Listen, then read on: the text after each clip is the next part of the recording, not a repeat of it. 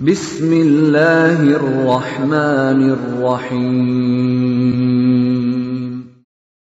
Waltakum minkum ummatun yad'una ilal khairi wa ya'muruna bil ma'rufi wa yanhauna 'anil munkar.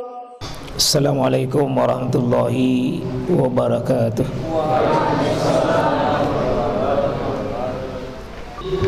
Siapa yang bikin begini, Pak? Misalnya begini, dia simpan benang-benang di lengannya. Lalu diyakini ini bisa menyembuhkan, maka ini apa artinya? Bisa menyembuhkan. Berarti benda yang bisa menyembuhkan itu namanya alihah. Syirik atau bukan? Nyata. Iya. Syirik. Dan itu alihah. Di belakang pintu bisa menolak bala supaya tidak masuk makhluk-makhluk di dalam rumah. Karena itu namanya alihah. Ada pengantin dilempar beras, itu alihah. Ada orang mati dibakarkan lilin di depan pintu, alihah. Kecuali kalau mati lampu, Pak. Boleh bakar lilin kalau mati lampu. Ya. Ya, boleh. Coba lihat kita di kematian, di pernikahan, itu banyak sekali orang bikin tandingan selain Allah. Tuhan itu namanya alihah. Manusia yang bikin. Di belakang pintu biasa ada daun-daun, ada sapu di balik, katanya bisa mengusir pencuri. Itu namanya alihah. Karena secara akal dia tidak bisa menolak, tidak bisa mengusir, tidak bisa berbuat. Itu benda mati. Kecuali parang panjang di belakang pintu dipasang, itu bisa secara akal. Karena natakuti apa? Pencuri. Kalau sapu dibalik, apa hubungannya? Coba ada mantra-mantra di situ dijualan, tidak bisa, tidak ada hubungannya. Kalau jualan mau kasih laku, kasih terang, kasih murah, ya, kasih diskon, kasih pelayanan yang baik, kasih kejujuran. Itu mantra 1000 kali pun tidak mempan. Ya. Itu alihah ini, Pak, bahaya sekali ini. Alihah ini bahaya. Dan inilah Tuhannya orang dulu. Sebagaimana ini yang diyakini di kampung ini, yang diceritakan ayat adalah wa mali ala abudul ladzi fatarani wa ilaihi turja'un ataizu min duni aliha yuridni rahman. Kembali ke ayat. Jadi ada 4 tadi situ alihah, 4 Tuhan ayat. Nanti 4 Tuhan ini kita tidak bahas di situ, ya. Coba ini ayatnya tadi kan. Ada yang kedua, coba. Ini namanya arbaban. Nanti ada waktunya kita bahas ini. Ada namanya Tuhan, namanya Tuhan arbaban. Siapapun yang menyaingi Allah dalam menetapkan syariat, termasuk yang menghalalkan apa yang diharamkan, ini arbaban namanya. Tuhan juga itu. Tuhan juga. Yang ketiga, Anda ada. Tuhan juga itu. Wa minan nasi may yattaizu min dunillahi ada yuhibbunahum kahubbillah. Ini istri, suami, anak, toko, uang, dompet, pekerjaan, itu menghalangi kita taat kepada Allah. Namanya Tuhan Anda ada. HP itu Anda ada, Pak. HP itu kalau menghalangi kita baca Quran, itu Anda ada itu.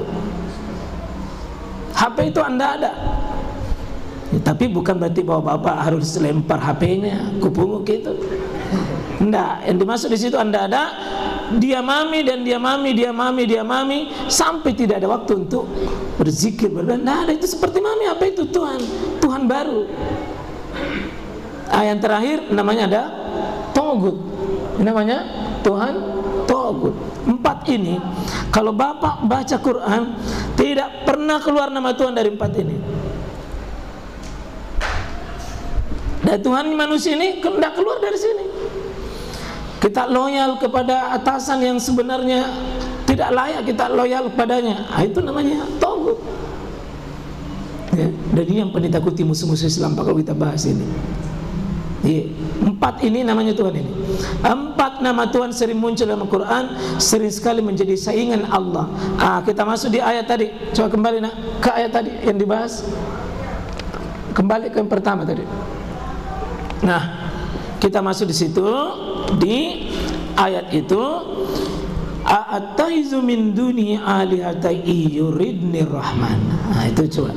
Kalau Ar-Rahman, yakni nama Allah tadi, yang alihah itu, jika dia menghendaki sesuatu bidurri, kalau Allah ingin mencelakakan kita, Allah ingin mencelakakan kita, la tugni anni, ya tidak akan bermanfaat bagi saya, kata orang ini tadi yang lari menyambut seruan Rasul, syafa'atuhum, ya semua Tuhan-Tuhan dan manusia apapun berkumpul tidak akan bisa menolong kalau Allah ingin binasakan kita, Pak. Syai'a wala yunkizun, dan tidak ada bisa selamatkan kita sedikit pun, tidak ada. Bagus sekali akidahnya ini orang ini. Ini akidah tauhid. Ya, dia meyakini jika Allah menghendaki mudarat, maka tak satu pun yang bisa memberi syafaat. Coba ya, jadi kalau bapak meyakini sesuatu yang sial-sial sebelumnya lo tinggalkan, tidak bisa. Ya, masih ada Pak di antara kita sering berkaya, jangan kau pergi kalau hari Selasa nanti salah-salah. Jangan kau menikah pada bulan Muharram, bulan sial. Jangan kau suka ambil nomor 13, sial. Apapun yang kita anggap sial, kalau Allah ingin jadikan itu baik, akan jadi baik. Apa yang kita anggap baik, tapi kalau Allah mengatakan itu mudarat, Pak, mudarat. Ya. Jadi pernah dulu ada tukang sihir mau sihir seorang ulama besar, kemudian dikasihkan pisau, Pak. Bilang, kalau kau tidak yakin ini pisau, kamu akan saya sihir dengan kamu, saya akan jungkir kamu, kakimu di atas dan kepalamu menjadi di bawah. Maka dia ambil itu pisau, pisaunya tukang sihir. Baru dia katakan kepada pisau, wahai pisau, Bismillahilladzi la yadurru masmi syai'un fil ardi wala fis sama wa huwas samiul alim. Wahai pisau, kau miliknya Allah, kamu makhluknya Allah, kamu tidak punya bapa. Maka dia injak itu pisau, Pak, sebagaimana pisau itu yang dicium oleh penyembahnya malam Jumat. Ada itu pisau, Pak, pisau ajaib. Katanya sudah 7 turunan neneknya itu menyala, katanya kalau malam Jumat bahkan bergerak, bahkan bersuara. Itu suara neneknya keluar dari situ, suara jin. Maka pisau ini dia percaya, meyakini luar biasa. Sehingga ada pisau ajaib, ada guci ajaib, ada cincin ajaib, ada pedang ajaib, ya, ada macam-macam lah ajaib-ajaib itu. Lalu dia ambil itu dengan izin Allah, Bismillahilladzi la yadurru masmi syai'un fil ardi wala fis sama wa huwas samiul alim. Dia injak itu pisau dan diinjak, diputar-putar. Lalu dia lihat, pisaumu adalah makhluk Allah yang tidak berdaya, tidak bisa berkutik, Pak. Kan sering sekali kita ditakuti, jangan-jangan deh, ini jangan-jangan. Akhirnya berdiri kita punya bulu, dingin kita punya badan, setan masuk. Saya punya rumah dulu yang di sana, yang di Barawaja, ada sumur, Pak. Itu saya suruh timbun karena jelek airnya, tapi itu kan tidak mau. Dia bilang, oh saya takut, Pak. Bilang, kenapa? Ada yang punya ini? Nah, saya yang punya ini. Bilang, tidak, Pak. Katanya ada yang punya. Siapa? Ada yang punya rumah ini? Ada penghuninya, Pak. Memang ada cacing-cacing ular-ular di sini. Bilang, minta tolong tutup. Bilang, saya tidak bisa, Pak, kalau tidak ada kelapana, pisana, golana, jaruna, benangna. Saya bilang, siapa yang bertanggung jawab? Siapa yang tutup pertama tapi kau lanjutkan? Saya cuma turun batu, Pak. Bismillahilladzi la yadurru masmi syai'un fil ardi wala fis sama wa huwas samiul alim. Tutup pakai itu itu pisang apa kelapa untuk saya mau itu. Jangan untuk kita. Dibuang itu, keyakinan begitu. Dibuang itu. Mau dimandi katanya, kasih keluar semua itu sial-sialmu sebelum rumah tanggamu kau bentuk.